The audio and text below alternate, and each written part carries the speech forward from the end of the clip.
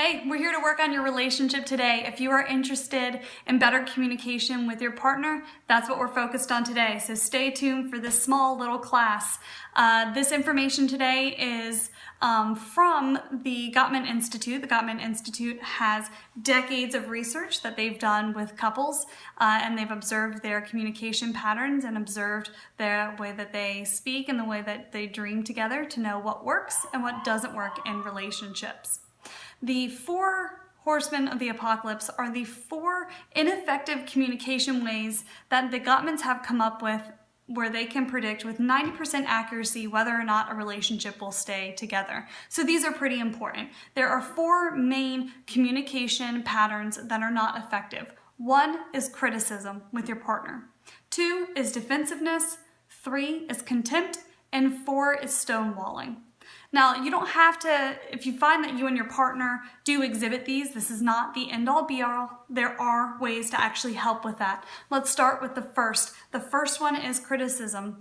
The best thing to do with criticism is when you have a conflict with your partner, try to talk about feelings using I statements. Making sure that you use I statements helps you keep the focus on your own needs and on your own wants instead of blaming your partner or throwing emotional mudslinging at them during a conversation.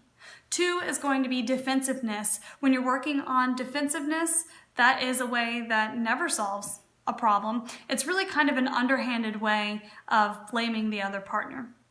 The best way to get over defensiveness as a couple is to take responsibility for your role in the conflict. I'm not saying 100%, but a lot of times both partners have a role in a conflict, and that's what you need to take responsibility for. The third being contempt. The best way to get over contempt is a lot of times it will come out in the form of sarcasm, eye-rolling, cynicism, name-calling. Whenever you've got that going on, you have contempt in your relationship and you need to work on it. The way that you get over contempt is actually treating one another with respect and appreciation. Sometimes we get into the habit with our partners where we don't actually respect them, and we would treat a stranger better than we treat our spouses or our partners, and that's not fair to them and that's not fair to us. So express appreciation, even if it's for the smallest things. Thank you so much for doing the dishes. Hey, I really appreciate that you called me on your lunch break. That meant a lot to me. Appreciating your partner and treating them with respect is a way to be able to help deal with the contempt in your relationship. And the 4th one is stonewalling. Stonewalling is when you and your partner just completely shut down and you turn away from one another and you think, what's the point in even talking to my partner? They're not going to listen to me anyway. The stonewalling comes about after these 3, the criticism, defense, and contempt, have happened for a while and have built up. So if you are at stonewalling with your partner during a conflict, you have a lot of ineffective patterns that you guys have started to have regularly.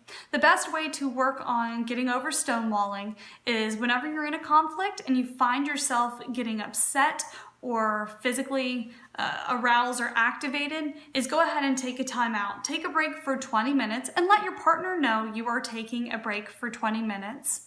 And then come back and continue the conversation after those 20 minutes are done.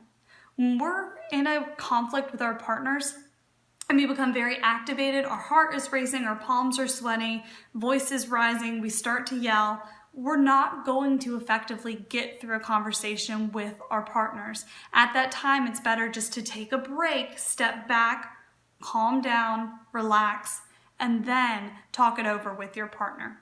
No one ever had a great conversation or got through anything really, really difficult by saying, you know, when we were yelling and we were really, really, really upset, that's when we came up with our best ideas. No, effective couples that stay together are the ones who can get through difficult conversations with calm tones and being able to help each other get through that with respect, appreciation, and speaking about their own feelings.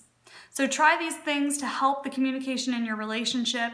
If for some of you this may be enough, for some of you it may not be. If it's not enough and you need a little bit of help with this, our counselor Dylan Epley, he is actually a Gottman trained therapist. So he does this stuff all the time. It's his bread and butter and he loves working with couples. And we'd be happy to help you get back on the right track and be able to communicate with your best friend again.